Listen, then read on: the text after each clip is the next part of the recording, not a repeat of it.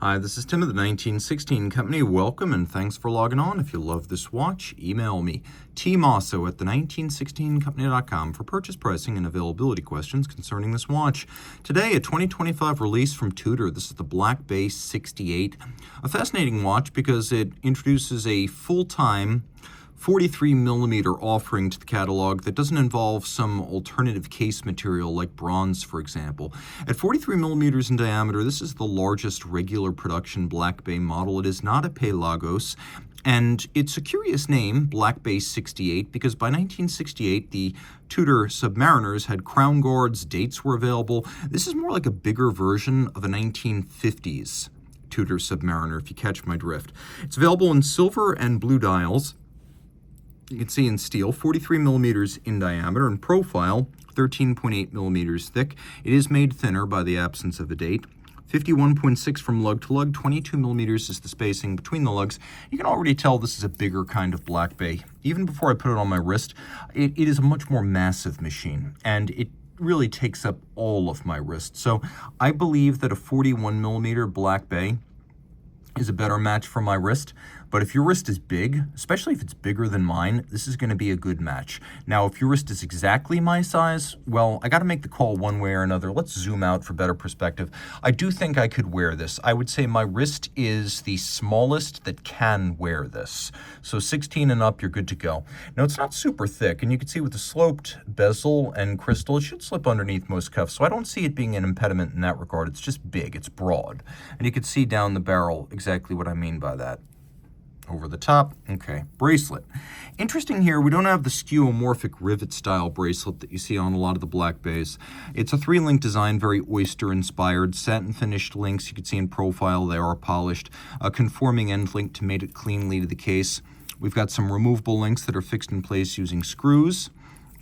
Inside the clasp, we have the Tudor T-Fit system, which is sort of like Rolex Glide Lock. It's just a little bit shorter in overall adjustable range. So it is a detent-based system, and it gives you about 8mm of tool-free adjustment. Now, the clasp itself is pretty robust. It's pretty thick-gauge steel, so this doesn't feel anything like a, for example, 1990s Rolex clasp. It feels like a modern clasp that just happens to be single fold. Now, it's a clamshell lock, and if you look here, we have these ceramic spring-loaded pin snaps, and then inside, if you look at the interface, you can also see them internally. So the idea here is that the steel parts can never wear down the ceramic, so the tolerances will remain snappy and crisp over time. Tudor Shield logo on the clamshell allows you to dig your nail in to quickly pry open the clamshell lock. Also, you can see here one of the quirks of these in-house caliber Tudors. They have the pre-1968 rose on the crown and then the 1968 and onward shield logo on the dial. But these are vintage evocative watches. Again, it feels more like a big version of a 1950s Tudor sub than anything made in 68, but let's just go with it. It's just a name. Polished in profile, there's satin on top of the links, and then a little bit of an evocative machined bevel to remind us of the era when Rolex and Tudor shared Submariner cases, and those Submariner cases were hand beveled.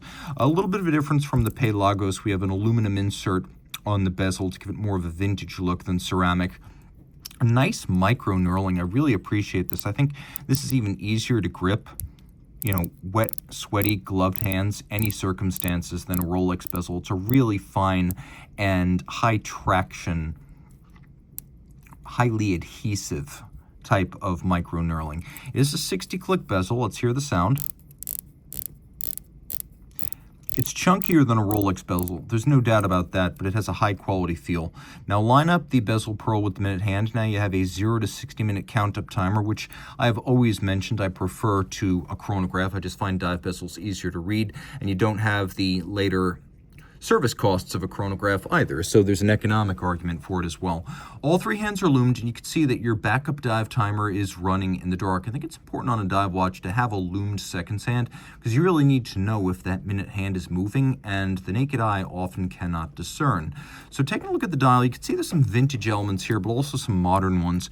We've got the snowflake style hour hand, and that is actually one element that's characteristic of 1968 Tudor Submariners. So this is a long-running Black Bay and also Pelagos motif.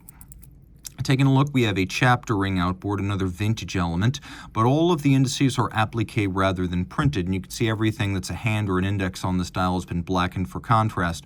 Also, master chronometer. Yes, there's a screw-down crown. Yes, it's 200 meters water resistant. You see, we don't have as much of the visible stem tube assembly on the 68 as we do on some of the other models. I'm going to screw the crown out now. Again, the watch is 200 meters water resistant. It's got a solid case back that has a little bit of advertising text on it. I'll show you in case you're curious, but it doesn't give you a whole lot of information.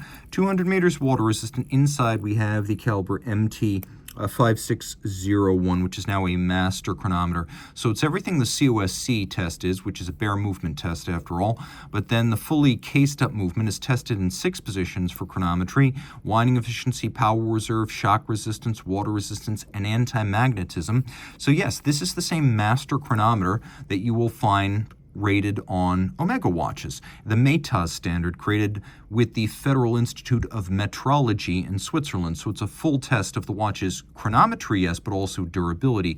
So in terms of the anti-magnetic qualities of an Omega, you've got all of them here as well. The movement is automatic winding, bidirectional automatic winding, with a 70-hour power reserve, a 4 hertz beat rate. It pivots on 25 joules. It is a master chronometer as well as COSC standard.